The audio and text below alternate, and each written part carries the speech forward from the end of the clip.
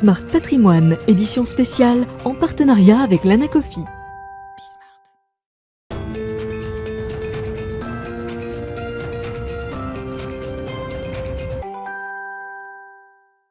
Bonjour à tous et bienvenue dans cette édition spéciale de Smart Patrimoine en partenariat avec l'Anacofi à l'occasion de l'université d'été de l'Anacofi qui a débuté le 1er septembre dernier pour une dizaine de jours avec notamment une journée ouverte au public le jeudi 2 septembre. C'est l'occasion donc de revenir en plateau à présent avec nos invités sur les enjeux de rentrée des métiers du conseil financier.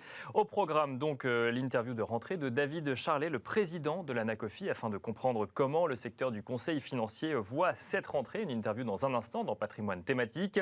Et puis dans la deuxième partie de l'émission dans Enjeux Patrimoine, nous demanderons avec nos deux invités quel placement privilégier pour la rentrée, mais aussi pour la relance. On en parlera avec Jean-Louis Piccolo, président de la section conseil en finance d'entreprise au sein de l'Anacofi, et David Gandard, administrateur de l'Anacofi dans la région Est. L'émission Smart Patrimoine spéciale Université d'été de l'Anacofi, c'est parti. Et pour cette première partie d'émission, nous avons le plaisir de recevoir David Charlet, le président de l'Anacofi. Bonjour David Charlet. Bonjour. Bienvenue sur le plateau de Smart Patrimoine. Ça y est, c'est la rentrée, c'est le premier week-end de rentrée et une rentrée qui a débuté donc avec l'université d'été de l'Anacofi. On va peut-être commencer par là. Quelle était l'ambiance de cette journée ouverte au public et de cette université d'été qui dure sur une dizaine de jours ?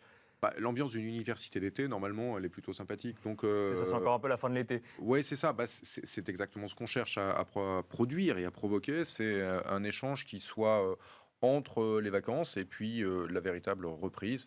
Donc, l'université d'été, elle s'étale sur plusieurs jours, ce qui fait qu'on va vraiment mordre dans la période reprise. Mais la journée publique, elle était encore vraiment dans ce moment intercalaire. Donc, l'ambiance, elle était plutôt bonne. Le nombre de participants, il est ce qu'on pensait avoir. Donc, voilà, on était dans une ambiance, on est dans les clous. Mais on a travaillé, je pense que vous l'avez vu, on a eu beaucoup d'échanges et c'était assez constructif. Et alors, cette université d'été, c'est aussi le moment de faire, non pas un bilan, mais en tout cas de se poser un petit peu les questions des grands enjeux des métiers du conseil financier pour cette rentrée 2021, donc pour cette fin d'année 2021, mais aussi pour cette année 2022 qui arrive. Pas mal d'enjeux, hein. On parle de relance économique, on parle de réformes qui vont arriver. Il y a des thématiques spécifiques, notamment l'ISR, on en parlera. Quels sont les grands enjeux que vous avez identifiés, vous, pour commencer cette rentrée 2021 ? Un grand enjeu quand même pour toutes les organisations professionnelles, c'est la réforme du courtage. Nos métiers sont des métiers qui font du courtage, qui font du conseil, enfin un peu plusieurs choses, mais la réforme du courtage, c'est quelque chose de majeur en France. Ça va toucher d'à peu près 35 000 entreprises. Donc voté avant l'été et qui entrera en vigueur avant l'été, entrée en vigueur début 2022, enfin en avril, mais ceci dit, 6 ou 7 mois pour s'organiser, c'est pas beaucoup. Donc ça, c'est un enjeu majeur parce que pour ces 35 000 entreprises concernées, il y a l'obligation de trouver une solution pour rentrer dedans. Alors, trouver une solution, plus exactement nous suivre, nous organisation pro. Mais nous organisation pro, il faut qu'on soit préparé, puis il faut qu'on leur explique quand même. Alors on rappelle rapidement quand même ce qu'il y a dans cette réforme du courtage, c'est qu'en fait les professionnels du courtage ou les IOBSP vont devoir s'organiser en association ou intégrer en tout cas des associations professionnelles et la formation de ces experts financiers va être suivie de beaucoup plus près. Oui, alors on était déjà dans un système dit de co-régulation, terme qui veut dire qu'on n'a pas de système ordinal parce qu'il y a un régulateur central qui a la main, mais il délègue à des associations professionnelles sur les professions qui touchaient à la finance chez nous. Donc les CIF. Donc, ce qu'on appelle communément les CIF, les conseils en investissement financier. Ça, c'était fait et ça fonctionne depuis une quinzaine d'années. Et c'est un système que certains comparent à un système ordinal, ce qui est recomposé avec l'AMF. Là, en fait, ce que l'on fait, c'est que toutes les entreprises qui étaient dans le monde du courtage, et donc courtage-conseil, parce que je rappelle qu'en droit français, le courtage implique le conseil, en matière de bancaire, les IOBSP, et puis en matière d'assurance, vont rentrer dans un schéma qui n'est pas tout à fait celui-là, mais qui qui oblige à l'adhésion à une association professionnelle qui va les aider, c'est l'idée, qui va les accompagner, mais qui va aussi surveiller, qui respecte un certain nombre d'éléments qui sont obligatoires pour ces professions, au titre de loi qui étaient déjà en vigueur. Voilà, donc ça, on va déverser dans nos associations aujourd'hui, à peu près sur ces 35 000, 7, 8, peut-être 9 000 entreprises sont déjà dans des associations capables de faire grande partie de cette prestation. Les autres doivent nous rejoindre, mais grande partie de ces prestations, parce que nos associations n'avaient pas encore reçu mission de faire certains des éléments qu'on va nous imposer. Et c'est là que je dis, on n'aura que 7 mois pour se préparer, et puis après, ils vont commencer à tous se déverser. Donc 7 mois pour se préparer, c'est assez court, mais dans l'idée, c'est une bonne chose de contribuer à la régulation et à la structuration du secteur ? Nous, on l'a vu sur l'Anacofi CIF, sur la partie CIF, on dit que c'est une bonne chose. Ça fait 15 ans qu'on le fait. On l'a fait, alors cette fois-ci en relation avec l'AMF, là où de l'autre côté, ce sera en relation avec la CPR. Ce que l'on a vu, c'est on est passé d'une notoriété métier quasi inexistante à une notoriété métier qui est réelle. D'ailleurs, on est là. Voilà. Bien sûr. Donc, et on a des relais. Donc ça a fonctionné. On a aussi réussi à organiser un métier d'une manière, certes, plus dur réglementairement pour les professionnels, mais elle leur donnait les éléments pour le faire, et ça a été fait. Ce que l'on voit, c'est gain de part de marché, gain de notoriété, et on a nettoyé de ce que même nous, entre pairs, on pouvait ne pas apprécier, vu fait par certains, ou de produits qui n'avaient rien à faire sur le marché. Voilà, donc on va faire la même chose, tout en n'ayant pas, par contre, le pouvoir de police. Chez les CIF, les associations ont ce qui ressemble à un pouvoir de police puisqu'on va faire du contrôle sur site. On n'aura pas ce genre de sujet avec la réforme. Voilà. Alors, je déroule les grands enjeux un peu de cette rentrée. Lors de l'université d'été de l'Anacofi, en tout cas cette journée publique, il y avait également cette notion d'éducation financière qui était mise en place. Éducation financière, donc là on a parlé de formation des professionnels, mais éducation financière des épargnants également. Oui, on oublie qu'en France, on a depuis une demi-douzaine d'années décidé d'avoir une politique nationale d'éducation financière. D'autres pays l'avaient, dans les pays très proches de nous, l'Espagne l'avait déjà fait.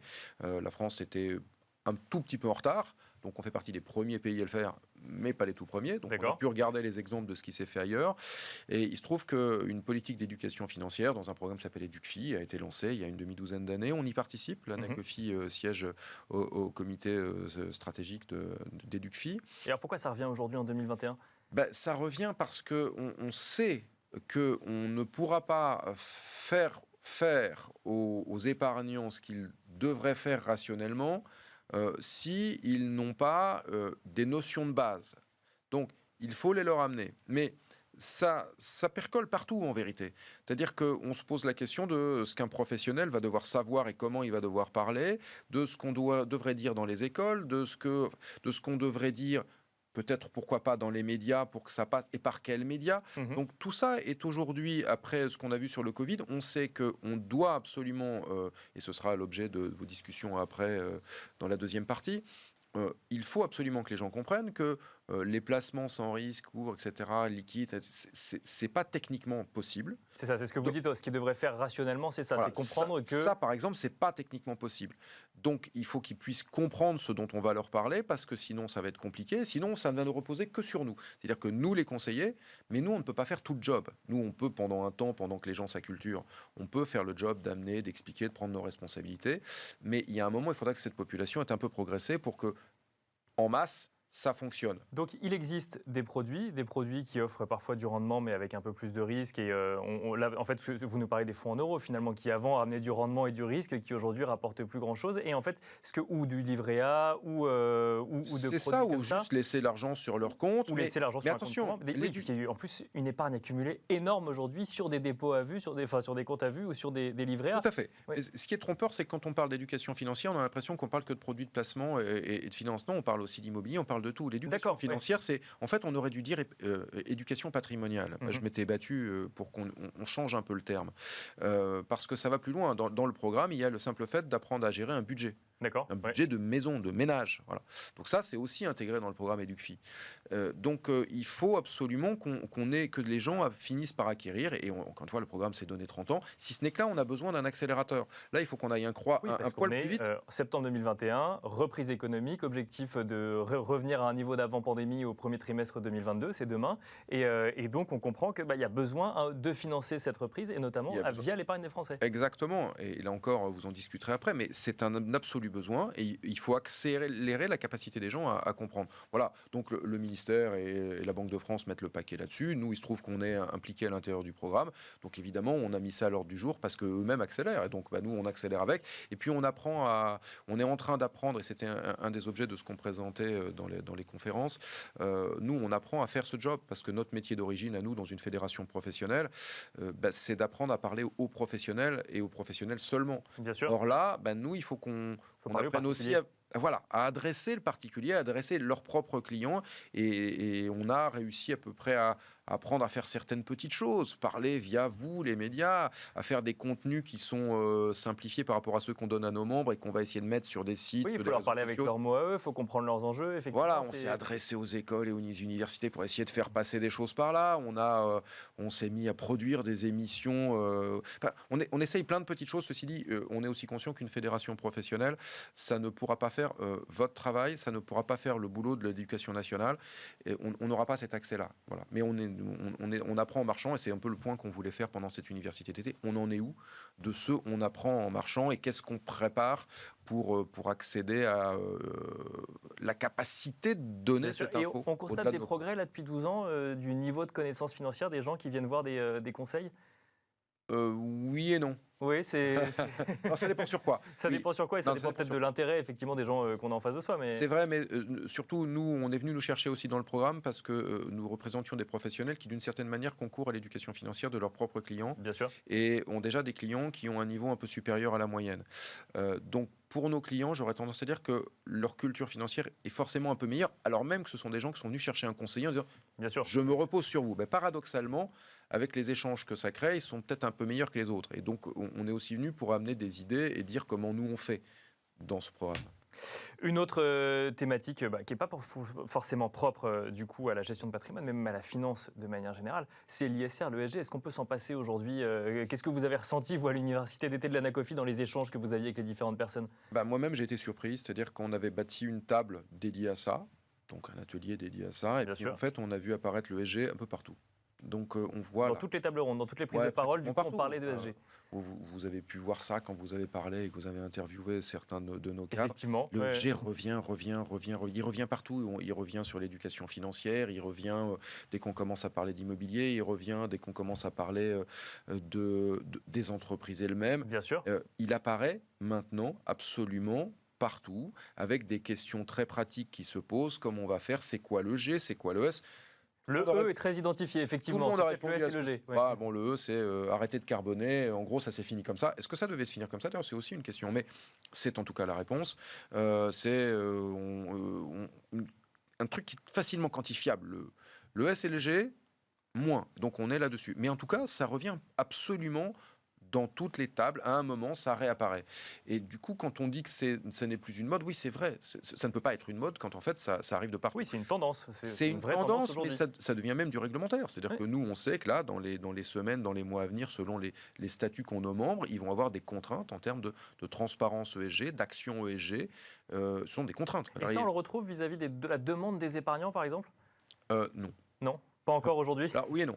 Petite étude qui avait été faite de façon pan-européenne, novembre 2019. Après, il y a eu le Covid malheureusement, mais notre fédération européenne, à l'époque où je la présidais encore, on avait voulu sortir une étude et on avait sorti une étude chiffre novembre 2019. Ça donnait la chose suivante pour la France. 2% des clients demandaient de l'ESG en frontal.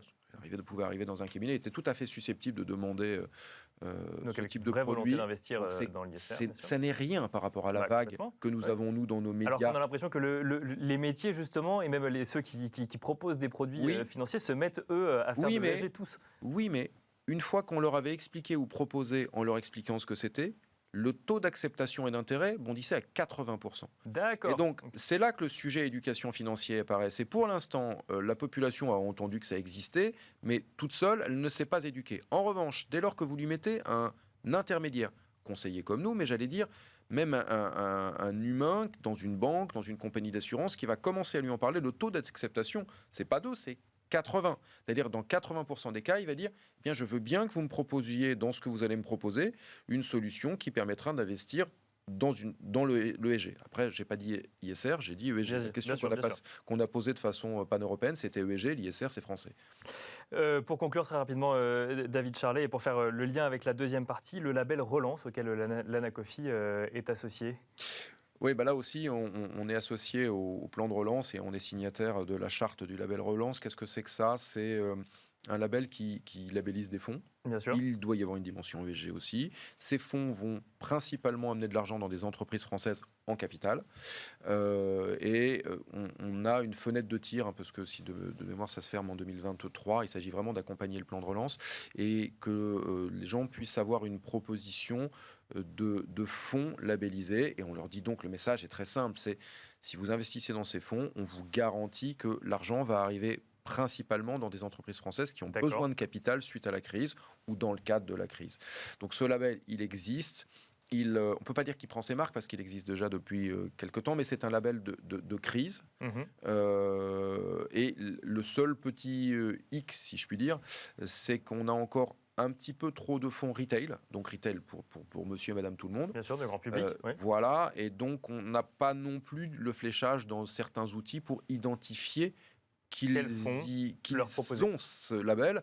Or, nous, on s'est engagé en tant que professionnel à qualité égale d'un fonds et à intérêt pour le client égal pour un client, un épargnant, un investisseur, à proposer le fonds qu'on avait vu et puis un fonds qui est labellisé. Voilà. Donc, notre petit X, si je puis dire là-dessus, c'est ça. C'est que la tuyauterie ne suit pas très très bien. C'est pas le ministère qui est en défaut, c'est pas le label lui-même, c'est pas nos professionnels qu'on essaye d'informer petit à petit dans des commissions, des conseils, des conférences et même dans leur formation obligatoire. Mais la tuyauterie coince un peu. Ceci dit, après, ce sera au ministère de nous dire s'ils ont récupéré assez de milliards par rapport à leurs on comprend bien effectivement le rôle du conseil financier dans le fléchage finalement vers ces fonds et donc dans le financement de la reprise économique. Merci beaucoup David Charlet, président de l'Anacofi, d'avoir répondu à nos questions. Et quant à nous, on se retrouve tout de suite dans Enjeu patrimoine, justement pour parler des placements pour la rentrée, mais aussi pour la relance. C'est parti pour Enjeu patrimoine à présent, où nous allons nous poser la question des placements pour la rentrée, mais aussi pour la relance. Un sujet hautement d'actualité en cette rentrée, alors que le gouvernement anticipe un retour de l'économie française au niveau d'avant-pandémie au premier trimestre 2022. Et en cette rentrée de septembre 2021, la relance est le sujet du moment, d'autant plus avec la fin du quoi qu'il en coûte. Nous en parlons avec Jean-Louis Piccolo, président de la section conseil en finance d'entreprise au sein de l'Anacofi, et David Gandard, administrateur de l'Anacofi dans la région Est. Bonjour messieurs. Bonjour. Merci d'être sur le plateau de Smart Patrimoine. On va commencer avec vous, Jean-Louis Piccolo. Vous échangez très régulièrement, c'est votre métier, avec les chefs d'entreprise. Quels sont les enjeux des entreprises aujourd'hui en cette rentrée de septembre 2021 ? Alors, pour déterminer les enjeux, il faut déjà voir d'où on vient. Bien sûr, oui. N'oublions pas quand même la situation qu'on a connue. Une situation compliquée pour les entreprises. Exactement, fermeture administrative. Je vous rappelle quand même les images, centre-ville vide, zone industrielle totalement vide. Et une entreprise ne vit pas de subventions, soyons très clairs. Une entreprise, elle vit de chiffre d'affaires, de clients, de fournisseurs, etc. Geoffroy Roux de Bézieux l'a d'ailleurs très bien rappelé. Exactement. Et d'ailleurs, vous noterez juste une remarque, la différence entre le traitement français de ce problème et le traitement des pays anglo-saxons. En France, on a aidé les entreprises. Aux États-Unis, on a aidé les ménages. Ça a peut-être évité d'ailleurs que l'argent aille où on ne voulait pas qu'il aille. Bien sûr, chez nous. complètement. Ça, c'est le premier sujet. Bon, maintenant, il semblerait que les feux commencent à passer au vert. Hier, je disais, on est entre l'orange et le vert. Oui, c'est ça. On n'est pas encore totalement au vert, mais on s'en rapproche. Exactement. Bon, on est quand même, quand on voit les gens hier à l'université l'été, on a des visages quand même qui sont tout à fait différents de ceux qu'on a connus il y a un an. Bien sûr. On était beaucoup plus sur un terrain mouvant. Donc on est sur une bonne phase. Et je dirais qu'en quelques mois, on va passer de la congélation à la surchauffe. D'accord ? Qu'est-ce qui va se passer dans cette période ? Deux choses. Sûrement des déséquilibres, premièrement, et sûrement des opportunités. Des déséquilibres, pourquoi ? Vous développez votre chiffre d'affaires, inévitablement, votre bilan est déséquilibré. Vous avez besoin de trésorerie. Et c'est le premier sujet à régler. C'est ça, c'est le financement de la trésorerie. Exactement. Il faut absolument fiabiliser la trésorerie sur les prochains mois, de façon à ce que la relance se fasse effectivement sans casse. D'accord. Pas de trésorerie, pas de sang dans les veines. Voilà. C'est tout simple à réaliser. Deuxième sujet, ça se fait dans un contexte où il y a eu des PGE. Je rappelle quand même que 60% des entreprises n'ont pas débloqué leur PGE. D'accord. 40% l'ont débloqué. Ça veut dire qu'en fait, il y a de l'endettement net. Il y a net 40% de trésor. d'entreprises quand même qui doivent le rembourser du coup. Exactement. Je rappelle quand même que c'est jusqu'à 25%. Et elles doivent le rembourser et en plus elles doivent gérer les problèmes de trésorerie. Du coup, c'est pas les mêmes. Ou c'est les mêmes justement. Ça peut être d'ailleurs cumulé. D'accord. D'accord. Surtout avec la croissance qui va redémarrer. Donc là, on a une véritable problématique et vient se greffer encore la problématique surenchérissement des matières premières, difficultés d'approvisionnement. Mais alors c'est ça quand même qu'il faut bien rappeler, alors, au risque d'enfoncer une porte ouverte pour ceux qui savent comment fonctionne une entreprise, mais c'est pas parce qu'on a un carnet de commandes plein que les caisses de l'entreprise sont pleines. Il y a une différence en fait entre le moment où on a une commande, le moment où on délivre et le moment où on est payé. Et c'est ça qu'on appelle la trésorerie, le besoin en fonds de roulement. Je rappelle que le plus gros banquier français, ce sont les entreprises elles-mêmes. C'est le crédit inter-entreprise. Je rappelle aussi que la France est le deuxième pays du monde à utiliser la facturage. C'est pas pour rien. Bien sûr. Ouais. Quand j'utilise de la facturage, c'est que j'ai un décalage énorme. Oui, complètement. Entre le moment où je suis censé gagner de l'argent comptablement et le moment où j'ai l'argent dans les caisses, effectivement. Donc aujourd'hui, et pour en revenir à ce que je disais hier, et non pas pour surjouer, mais... Le 2 septembre, lors de l'université d'été de l'Anacofi. Tout à fait. C'est quoi ? C'est la section finance d'entreprise de l'Anacofi, elle est là autour des chefs d'entreprise. D'ailleurs, je signale quand même qu'on était déjà autour d'eux lorsqu'on a fait les PGE, ils ont débloqué. Bien sûr. Il y a quelques mois, lorsqu'il a fallu les renouveler, les solder partiellement, on l'a anticipé. Et là, je pense qu'on va avoir besoin de nous pour sécuriser la croissance. Sécuriser la croissance, financer. On va voir dans quelques instants avec David Gandard qu'il y a effectivement un surplus d'épargne vis-à-vis, du côté des ménages et voir comment on peut le faire aller vers les chefs d'entreprise. Juste très rapidement, Jean-Louis Piccolo, les chefs d'entreprise eux-mêmes sont plutôt sereins en cette rentrée parce qu'avec ce que vous nous décrivez, on a quand même l'impression qu'il peut y avoir quelques nuits blanches. Je pense que les nuits sont moins blanches qu'il y a quelques mois. Je pense que par nature, un chef d'entreprise est positif. Bon, on a quand même des éléments qui sont favorables. Soyons très clairs, les carnets de commandes sont bien remplis. Le moral des chefs d'entreprise est plutôt bon. Les taux de croissance prévus sont plutôt favorables. On a de la visibilité. Et puis je disais aussi, premier sujet, ça crée des équilibres, mais ça crée aussi des opportunités. C'est ça. Donc, il y aura sûrement beaucoup de rachats d'entreprises, de fusions, d'absorptions. Et donc autant de besoins de financement pour le coup. Et auxquels nous pouvons répondre. Auxquels vous pouvez répondre. Mais donc j'en reviens à ces besoins de financement, David Gandard, du coup administrateur de l'Anacofi dans la région Est, mais également CGP. Vous êtes au contact des épargnants toute la journée, tous les jours, toute la journée. Vous avez la possibilité d'orienter, de proposer, de faire de la pédagogie vis-à-vis des épargnants pour faire en sorte que cette épargne aille pour tout ou partie, financer les entreprises directement. Comment on peut faire ? Alors, ce qu'il faut bien comprendre, déjà, c'est que nos clients sont souvent des entrepreneurs. D'accord. Ce sont des investisseurs et ce sont des gens qui sont parfaitement concernés par ces sujets. Ils les comprennent parfaitement, c'est leur quotidien. Comme le disait Jean-Louis, ils ont traversé effectivement une crise incroyable. Et maintenant, effectivement, leur priorité, c'est déjà, de consolider leur entreprise et puis, effectivement, d'investir s'ils ont des excédents de trésorerie. Et notre rôle à nous, c'est de les conseiller. D'accord. Et au travers de ce conseil, ce que disait David Charlet, il y a une première partie qui est de l'éducation. Globalement, c'est de dire comment on peut le faire et puis comment on arrive aussi à confronter ce que nos clients ressentent, quelle est leur analyse du risque. C'est quoi pour eux un horizon d'investissement ? À quoi va servir cet argent ? Comment il faut le compartimenter ? Quels sont les ordres de grandeur ? C'est notre rôle de définir en fait une sorte de maquette propre à chacun de nos clients qui va dire voilà, telle partie de votre épargne, c'est de l'épargne sécurisée, telle partie de votre épargne, c'est de l'épargne projet, telle partie de votre épargne, c'est de l'épargne à beaucoup plus long terme. Et donc, ils sont réceptifs à l'idée d'investir dans des entreprises, du coup, et être dépendants de la performance de l'entreprise ? Non, pas encore. Pas encore ? Non, c'est tout là le rôle de la pédagogie. C'est l'avantage, effectivement, comme je vous le disais, c'est qu'ils sont eux-mêmes entrepreneurs et investisseurs et donc ils comprennent parfaitement, effectivement, les enjeux. Bien sûr. Mais par contre, aujourd'hui, les supports d'investissement, on est dans un métier de diversification. Et donc, on va dire la présentation financière, effectivement, des fonds d'investissement ou des solutions d'épargne que l'on propose, pour certaines sont très concrètes, comme l'immobilier. On voit tous, effectivement, de quoi on parle. Les illustrations sont assez concrètes quand on parle d'un immeuble, d'une adresse, d'un taux de rendement, etc. Quand on parle, effectivement, d'une entreprise, on touche à des choses beaucoup plus large, la présentation comptable, les bilans, les résultats et surtout la cotation. Parce que notre métier aujourd'hui, c'est l'analyse du risque. Bien sûr. On parle de la rentrée, mais nous, on parle effectivement d'un marché qui s'est très bien comporté. Et donc, les questions de nos clients aujourd'hui, c'est de dire stop ou encore. Est-ce qu'on continue effectivement de prendre du risque ? Est-ce qu'on limite un peu le risque ? Et notre rôle à nous, ça va être de définir effectivement comment Et on va effectivement diversifier ce risque. Et alors, quel placement pour la rentrée, mais pour la relance également, David Gandard, alors, dans ce contexte que vous nous Comme le décrivez? disait David Charlet, il y a des fonds identifiés relance. D'accord. Notre rôle est effectivement de les mettre en avant. Si on peut effectivement mettre en avant un fonds relance à la place d'un fonds effectivement C'est ça, qui a le même vous êtes comportement. les premiers ambassadeurs Exactement. des fonds relance pour le coup. Exact. On est là effectivement, comme on le disait, pour éduquer nos clients et puis promouvoir ces fonds relance si la sensibilité de notre client est sur ce sujet-là. D'accord. Okay. Donc première chose, il faut les identifier et effectivement les proposer dans le cadre d'une allocation globale. Pour bien préciser, c'est-à-dire que vous dites à la personne en face de vous, l'épargnant en face de vous, si vous investissez dans ce fonds, si vous mettez votre argent dans ce fonds, ça fonctionne comme un fonds classique, vous alertez évidemment sur les rendements et sur les risques, exact. Mais derrière, vous garantissez que vous allez aider des entreprises françaises ou financer des entreprises françaises. Alors c'est pas nous, c'est le label. C'est pas vous, effectivement, voilà. C'est le label oui, relance effectivement garantit à l'épargnant que les fonds vont être orientés vers effectivement la relance et le financement des besoins des entreprises, comme l'évoquait effectivement Jean-Louis Piccolo.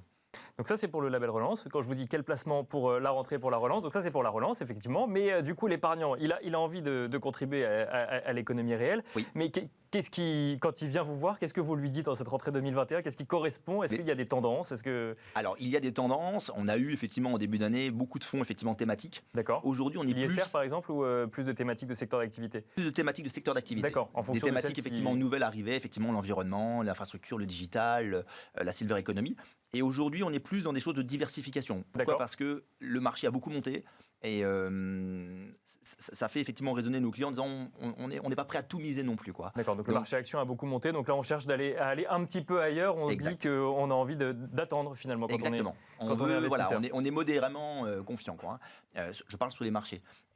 Pour autant, nos clients effectivement sont à la recherche d'actifs réels. Bien sûr. Et donc les produits de la rentrée, ça va rester l'immobilier, ça va rester effectivement les fonds d'investissement, ça va rester l'épargne retraite, ça va rester effectivement le fameux PER. PER. Qui finance du coup, qui est prévu pour financer également l'économie réelle. Exactement. Ça, c'est les vrais sujets effectivement qui concernent nos clients. Et l'avantage du PER, par exemple, c'est que c'est vraiment un produit ciblé retraite. Quand on parle de revenus complémentaires, l'épargne est fléchée, on a un horizon d'investissement qui est clairement défini. Et c'est vrai que c'est plus facile pour nous, effectivement, de construire une allocation quand on a identifié le besoin final, effectivement, de cette épargne. L'immobilier reste la star du coup des investissements rentrés.